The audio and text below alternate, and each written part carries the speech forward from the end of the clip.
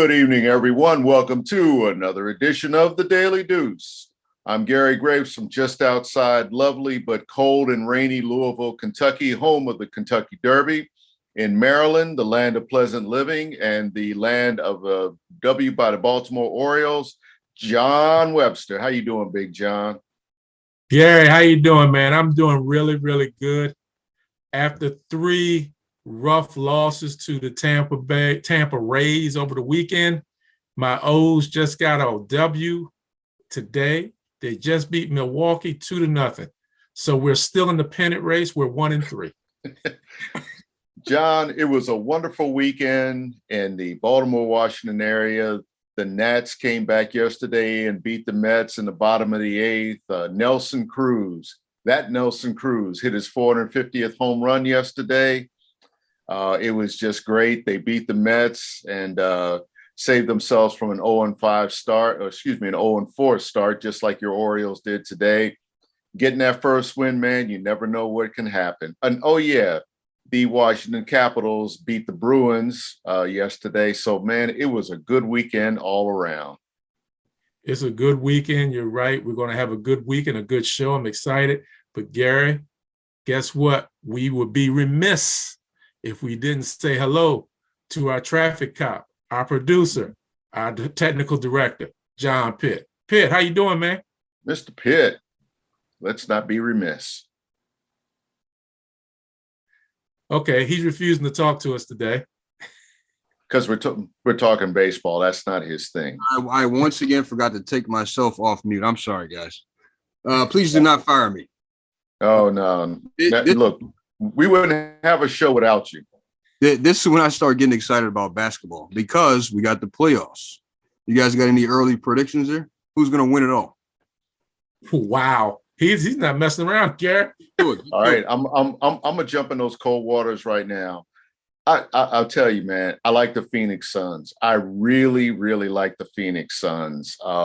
This was a year that I thought that they could have backed off and made last year look like a fluke, and somehow they've managed to be better. And I just can't see anybody really toppling them right now.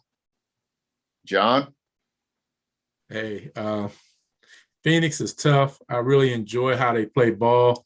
They play like Golden State, but I'm not going to say Golden State. They are struggling with injuries and a dismal ending to the season. I tell you what, I can see Phoenix on the west side. Let me go over to the east, Gary. Let's say we get a rematch. Phoenix, Milwaukee one more time. Phoenix wins this time. Yeah, Milwaukee's not the same team, but Milwaukee is the number 3 seed, I believe, in the East, which I'm a little surprised at.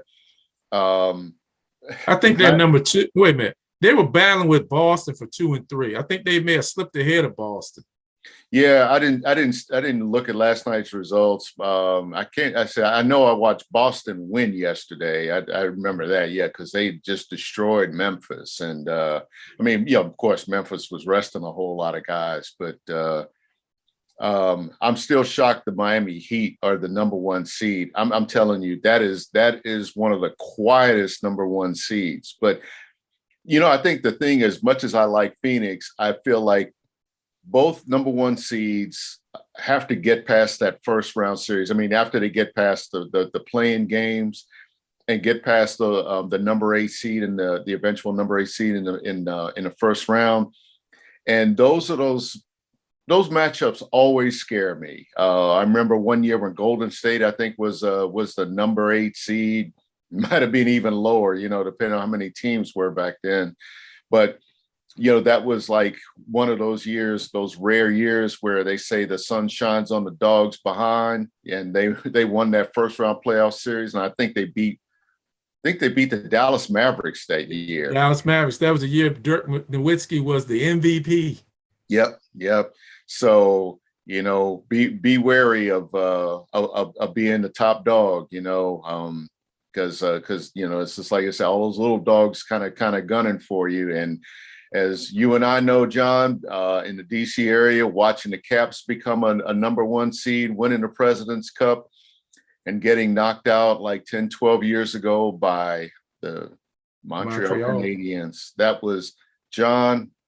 I mean, I'm closing my eyes because I covered that series, and John, I'm telling you, that was one of the most painful things to watch for a Washington team, because I remember that year thinking they may never even get to a Stanley Cup, let alone, win one. I'm glad to have been proven wrong. And it's what's weird about sports. What we love about sports is that sometimes you win a championship when you're not supposed to. The Caps, the Nationals. I mean, heck, even the Mystics, won titles in years that nobody expected them to win, and that just shows, that's why we play the games. That's why they play the games, rather. And again, back to Phoenix. Phoenix, they'll use the rest. I hope that they won't be too rusty when they get back on the court. But they just somehow, again, they've gotten better. And credit to Monty Williams for that, who I think really makes a good case for Coach of the Year. Yeah, they're really tough, and they're healthy. They're not beat up. They're coming in. They've had 2 or 3 9-game winning streaks this year or more. Chris Paul is absolutely one of the best point guards in the league. And you got Devin Booker over there. I mean, they're tough. And the kid playing in the middle, the aircraft carrier, Andre Ayton, they're very good. And I think they learned a lot from last year, being in the playoffs and losing to Milwaukee. I think they learned from that. So I'm looking forward to it. I don't know, but we got another subject we need to pick on in NBA, Gary. Before we get to that, I want to ask Pitt one question. We gave you picks, Pitt. Who do you pick to win the championship in the NBA? He went silent again on us. I know, man. Come on. By the end of the show, we're gonna get his pick, but John, I want to hear, because I think I know where you're going. I want to hear it because this is something that needs to be mentioned. My heart tells me that. I really have a strong feeling about the dismissal of Frank Vogel with the Lakers today, or as far as the media was concerned, yesterday evening at the press conference, because as you're telling me, they're the ones that let him know. I don't think it was handled well. I think for the last 2 months of the season, he's been used as a scapegoat. Now, also, Gary, you and I both realize from playing sports, you can't fire a whole team. Okay, we know this. So more than likely who gets fired is either the coach or the general manager. Rob Pelinka is not going to get fired because he's not going to say he messed up. You're not going to fire LeBron James, who signed off on most of these moves as it was anyway. And the part that I've said to you, and I've heard people say, the rotations aren't good. They're not getting the right people in the games.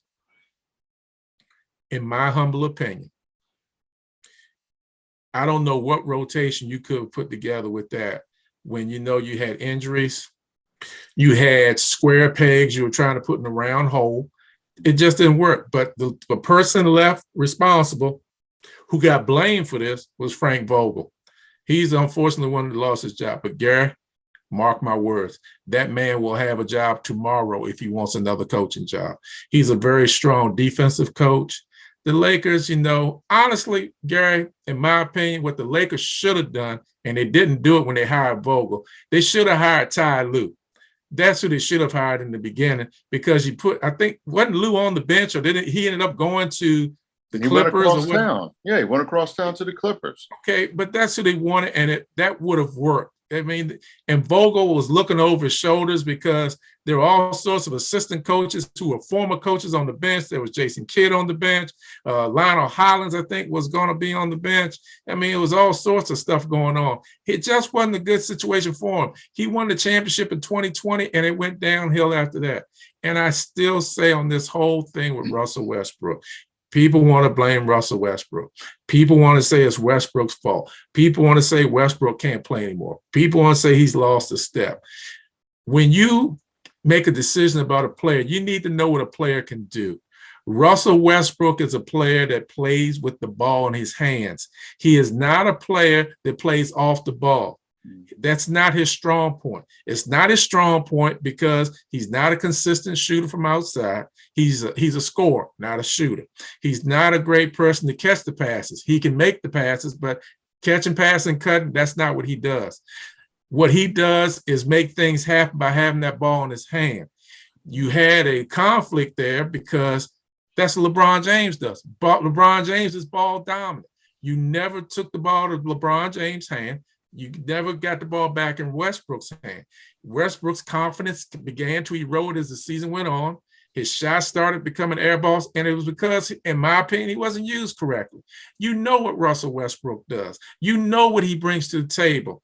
You know this when you got him. And also the person that also had something to do with it, Mr. LeBron James, you knew this when he got it. You wanted him. You should have made an effort, in my opinion, to make it more comfortable for Westbrook to make it as a player. LeBron James had a great season, Gary. Don't get it wrong. He's still one of the best players, if not the best player in the NBA. But LeBron James can play off the ball. LeBron James can play on the ball.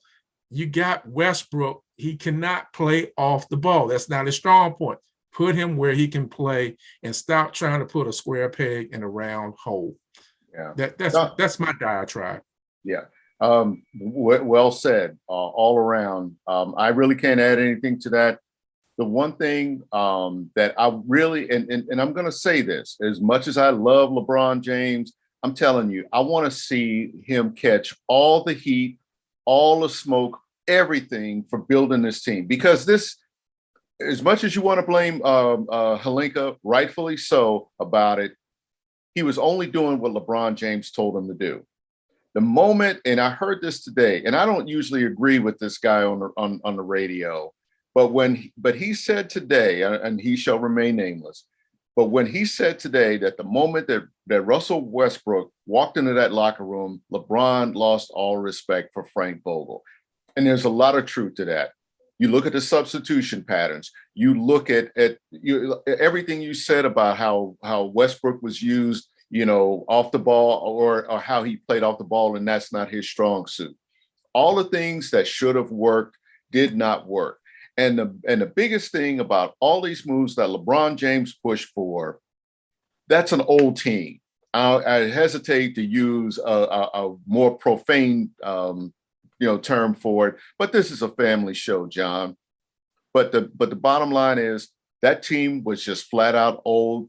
They were mismatched parts, as you said, and it just didn't work. And on top of that, they were not a healthy team. I mean, LeBron missed time. Anthony Davis missed time. I mean, I think he missed more games than days I missed at school throughout my whole school career. I mean, it was just a bad mix. And the thing, even more disappointing than that, is that they didn't even try, even though they knew that they were gonna probably be out of the playoffs. There was nothing left in those last 10, 12 games. That's the most disappointing part of it to me. You're right. And also with Pelinka, from what I understand, Pelinka didn't want to make the move, but he didn't have the power as the general manager to stop it. LeBron James had. I'm going to tell you something. I'm going to tell you this. And again, I give credit to LeBron James. I don't want people coming on me and saying I'm trying to hate on LeBron James. That's not my point. I think he's a great player. But like a lot of great players, they are not general managers. I love Michael Jordan. Anybody knows me knows this. He was a great player. And as far as I am concerned, the greatest player ever. But he is not a general manager. There were things that were done in Chicago that he did not agree with. When they traded Charles Oakley, he didn't agree with it. There were other moves that they made. And my whole point is, just because you are a great player does not make you a general manager. LeBron tried the same scenario in Miami, but that's a strong, strong organization. It's run by that guy named Pat Riley. So guess who's in charge in Miami? Not LeBron, it's Pat Riley. And Eric Spoelstra and the owner, Mickey Aronson. It's not LeBron James. And that's the way it should have been in LA. It should have been the management making the decision. Hey man, Gary, let me be really true with you, man. You could get the or what do you call it? The Mount Rushmore of coaches. You could put Red Auerbach, Phil Jackson. Who else do you want to name? Don Nelson, Don Greg Nelson. Popovich. Greg Popovich. Yeah. Yeah. None of them are Yeah. going to be able to fix that team that the Lakers had this year. None of them. Yeah. None of them. And guess who ain't walking through that door? Nick Nurse ain't walking through that door. That's the rumor. They're suggesting, but if I were him, I would not come near that team unless I had some assurances that I can make some adjustments. Because one of the things that Nick Nurse is strong at is offense. Look at that team. Where's your offense? You can tell LeBron, yes. You can tell me Anthony Davis, but goodness gracious, Anthony Davis has missed so many games in his career. He's always hurt. You don't know. I'm sorry. I'm calling it like I see it. The guy is hurt all the time. Is he a great player? Yes. I wouldn't trade for him because when he's healthy. Yep, when he's healthy. I'm sorry, I mean to interrupt. But how often is he healthy, Gary? Let's see. Exactly. Yeah. I was gonna say he's healthy for a season, like winter, maybe. And I mean that's the bad thing. You just don't know what you're going to get. And I know that that's sacrilege here in the state of Kentucky, but I don't think that there's anybody in this state that would say anything otherwise when they've seen his pro career. And his mea culpa last week, and I know we're running over to other subjects we want to discuss, but his explanation last week in a story I read where he says, "Oh, these aren't ticky-tack injuries." No, they aren't. But again, though all of those injuries that you have look like ticky-tack injuries because it's one right after the other. You miss 10 games, you come back, play 15. Then you miss 24 games, and I'm just throwing numbers out here, not exact numbers. And those things add up. When it becomes a series, when it becomes a pattern, it gets in our minds as critics, it gets in the public's mind, and there's nothing really you can do about it, and other than say stay healthy. You know who I've only seen one player that's been able to really resurrect that image, and his career was defined by injury. Bill Walton. Everybody acts like Bill Walton was like one of the greatest centers that ever played, or one of the greatest players ever. He was for maybe 2 seasons before he got hurt, 2 or 3 seasons. We didn't hear about him. He was on a milk carton for like 7 or 8 years before he, resurrects his career with the Celtics and becomes a bit player on a couple more title teams. Nobody's going to argue with his success. Nobody's going to argue with his career or anything else like that. But you also have to remember that guy was hurt for a long time in his career. It took him a long time to come back. And that's the kind of thing that Anthony Davis has got to understand. He's going to deal with that until he shows he can play a whole game. A whole season. 82 games. You've heard me use this analogy as well, Gary, and I'll use it again. Anthony Davis, I give him a nickname, Bad Luck Schleprock. He's like the guy on the Flintstones. Every time it's raining, there's a cloud over his head. It's going to rain right on him. And that's Anthony Davis. It's always going to rain on him. Something's going to go wrong all the time. Yeah. All the time. So, John, who's your before we move on to baseball, who do you think might be your sleeper pick in these playoffs? I mean, if you really had to pick a team to really kind of pull a surprise. I'll say it matter of factly, and I'll give it to you. New Jersey Nets. You mean Brooklyn? Oh, Brooklyn, Bed-Stuy, wherever they are, wherever they are. Yeah, because New Jersey is just like, I don't know if we want any of that mess, but yeah, the Nets. And the funny thing, John, is a week from now we could be having the same conversation about the Nets because I mean they're in a play-in game, and if they lose that, you call that a failure. Forget about all the stuff about Kyrie Irving, but do you call that a failure if they don't make it? If they don't win the play, absolutely. Okay. But I honestly think they're playing Cleveland. I don't see them losing to Cleveland. I see them winning that one. And if I'm Milwaukee, I'm sitting there. It's supposed to be a 2-7 match. This is the number 7 seed, Kevin Durant and Kyrie Irving, with Andre Drummond and possibly, maybe, possibly a Ben Simmons sighting, maybe coming up as Maybe. well too. I Mhm. mean, they are a sleeper team, Gary. They're a very good team when they're all assembled, and they could win the East very easily. They could win the East because they're a tough team. Now, from a strategy standpoint, if I'm a coach, what I want to do is try to make Kyrie Irving work on defense. You know he's one of the best players in the league. He's tremendous handling the ball. He can score at any time. You got to make him work on defense. You got to have him on these matchups where he has to exert some energy on defense. He can't be in a situation where he's standing in the lane just playing a traffic cop and try to steal passes and start a fast break. You got to make him play defense. That's how you're going to be. You got to face facts. You're not going to stop Kevin Durant. Just look at the fact he's going to get 30. Give that 30 away. But you don't want Kyrie Irving to go for 35 or 40.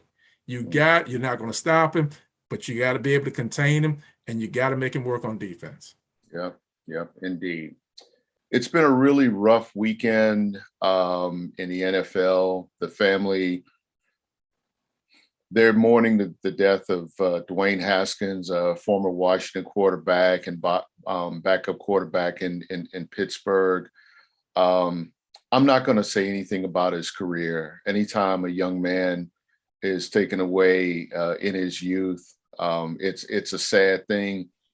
The thing I'm going to try to hold on to with him is what I saw him do at Ohio State, because that promise is something that, you always, when you think about athletes in just about any sport, but when you see them on the way up and you just really just say, gosh, he could be the next one. That was the way that I always felt about Dwayne Haskins, even after Washington, drafted him, that, you just want to see him succeed. And it's just, it really hurt my heart to see that story Saturday morning. And, prayers to his family, prayers for his former and, his former teammates, to anybody that knew him, because, he was a kid. We criticize him in the media for some of the things he did. Again, I'm not going to go there, but we still have to remember he was a young man, and that he was still just kind of learning about life like we did when we were his age, John. Well, my condolences to his family. It's a very sad and rough situation of him passing and being in an accident. Of course, I'm like you. I don't see a point in talking about whatever some people want to talk about in regards to Haskins. I see a kid who was drafted in the NFL, got a chance with the Washington football team, and had moved on to the Pittsburgh Steelers, and was working out with them and was thought of very highly by his teammates. You can't find a teammate or people that know him that have a negative feeling about him. Like I said, this is really rough. I mean, this kid's 24 years old. Dante, my youngest son, is 28. JR to turn, 30 or 31. I mean, hopefully Kim's not watching this show and she tells me I don't know my own kids' ages. But my whole point is I can relate to that, because, even though JR and Dante are adults, grown, out of our house, I'll always be a parent. They're always going to be my kid. I'm always going to be concerned. They're going to go out, and I'm always going to wonder, are they okay? Did they get home all right? That's what a parent does. That's what happens. You never turn it off. It never stops. You will always be a parent, and you never want to be the one, unfortunately for the Haskins, to get that call to say your child was in a fatality or whatever, a fatal accident. You don't want to get that call. And it's nerve-wracking and sad when we have to go through that. And like I said, this guy, unbelievable what he did at Ohio State. And like I said, he played for the Washington team for a couple of years. And Mike Tomlin said over Pittsburgh, he loved the kid as soon as he came in the locker room. He saw an improvement in his abilities and everything, and just was a really great team person, you know. And again, my heart goes out to the family that this is really, really a rough one. Yeah. The outpouring of love and respect and support for him these past couple of days is really, really kind of heartwarming to me because, I mean, when you think about it, that the Steelers brought him on to possibly groom him to maybe possibly replace Ben Roethlisberger, a future Hall of Famer. I mean, I know, Mason Rudolph is their quarterback, but again, he was brought on as an insurance policy, and the fact that they saw that potential, even with whatever kind of struggles he had in Washington, that says something. And to me, it always says something about the Pittsburgh Steelers as an organization, that they give guys second chances to redeem themselves. I mean, you can go through Michael Vick for one. And I think that's the sad thing, is now we're left to ponder what might have been with him. And it's just, like I said, it's just sad that he was taken away from us at a young age. And again, prayers and comfort, for his family and his friends and for his teammates, because, it's like when one player goes down in that brotherhood, everybody feels it. Yeah. To wrap this up, maybe on an up note, John, let's talk about the Masters yesterday. Let's not even talk about the winner. Let's talk about the guy that everybody watched that tournament for, one Tiger Woods. And there were questions about how many holes could he play. Would he even play? Would he make it through the round? Would he make the cut? Where would he finish? Ultimately, where he finished didn't matter. He still had one of the biggest galleries there just in finishing. And when you think about, just a year and a half ago, that guy almost lost his leg, and he's, barely making it around the course as it was, and finished the event, and actually, shot pretty well the first couple of days. All credit, kudos, congratulations, in my opinion, goes to Tiger Woods. You said it perfectly and eloquently, Gary, my friend.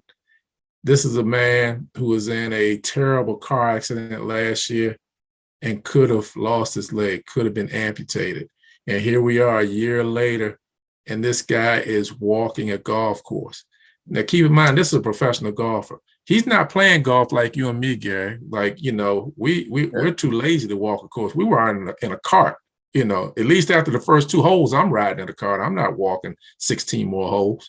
But the thing is, a pro golfer, you're in the PGA, you have to walk the entire course. Some of those holes that he was walking had steep hills.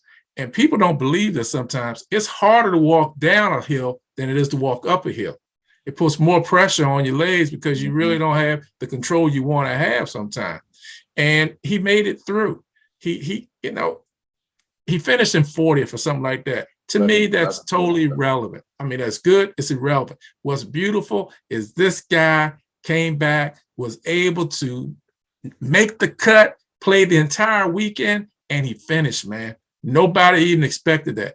But I got a bigger question for you, Gary Graves. This is the question for you. Uh-oh. Everybody was on pins and needles to watch Tiger Woods. Everybody wanted to see Tiger Woods this weekend. Thursday, Friday, Saturday, Sunday, 5 minutes, 10 minutes, 5 hours, didn't matter. You want to see Tiger Woods. What is the plan for the PGA when Tiger Woods can't play anymore?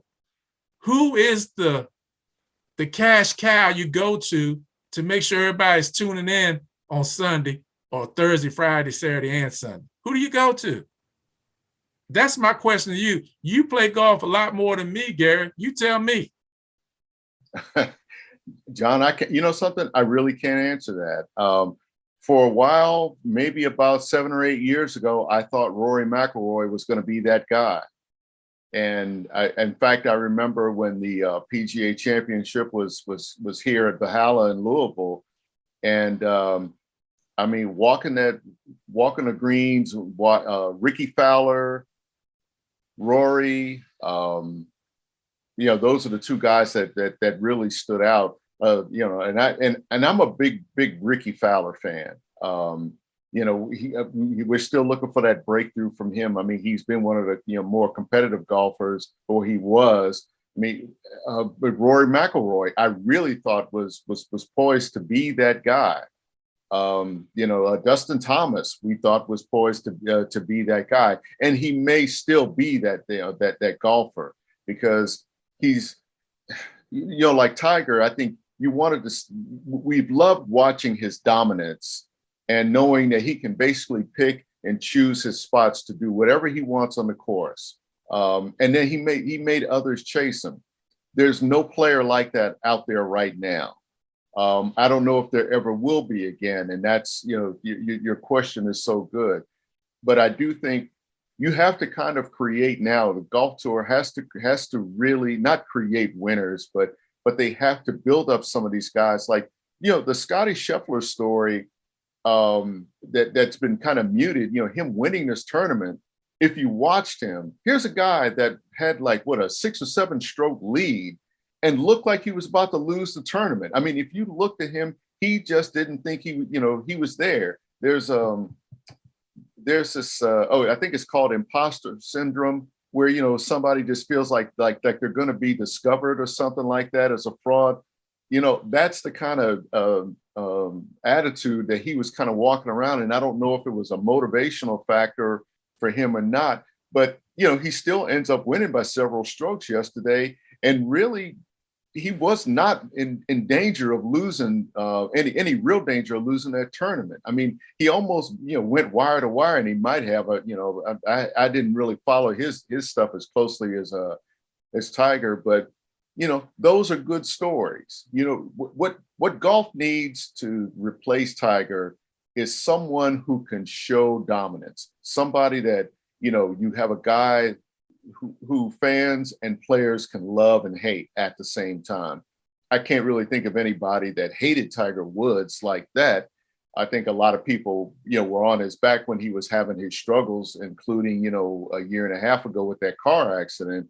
But again, the ratings, I can't wait to see what the ratings were on ESPN and CBS for the Masters, because again, just by virtue of the fact Tiger was there, it kept ratings up. And golf has to figure out how to keep that interest by having a dominant golfer, or again, a dominant personality, for people to tune in every week, whether it's Jack Nicklaus, Arnold Palmer, Greg Norman. I mean, we can go down all the really, really great golfers that have come down the pike that people tuned in to watch to see whether they were going to win or lose. People tuned in to watch Greg Norman, for example, to see how he'd give a tournament away. He didn't disappoint there, but he also had his share of majors too. Phil Mickelson is still around. If he can, sort out some of his other personal issues, he's still a guy that I think people want to see him, win majors. And remember, he won a tournament at 50. He's the oldest one to win a major. So there are still guys there, but nobody, comes close to Tiger in terms of that kind of appeal. Sorry for rambling, but that's just how it is. Good stuff, man. Go ahead and bring it home, Gary. Bring it home. All right. Sorry, folks, for talking up a storm. John, I really enjoyed this discussion today because, there was something obviously with the NBA that really touched our nerve in many ways. But this is why we do this every week, to get some things off our chest, to say basically what everybody else wants, thinks about saying, but they ain't got nobody to do it with. So, John, I am thankful to have you as a sounding board. I hope I'm a good sounding board for you. And we thank John Pitt for putting up with us and running over time and everything else. Folks, we'll see you again next week. John, take it away. Gary, no doubt I enjoy it. Love having you here with me. Being a sounding board for me is great. Love having Pip with me as well. Remember, you all, subscribe on YouTube. Subscribe on YouTube so we can get some more likes and some more followers on it. And like us on Facebook. Until we see you all again next week, take care, have a great week, and have some fun. See ya.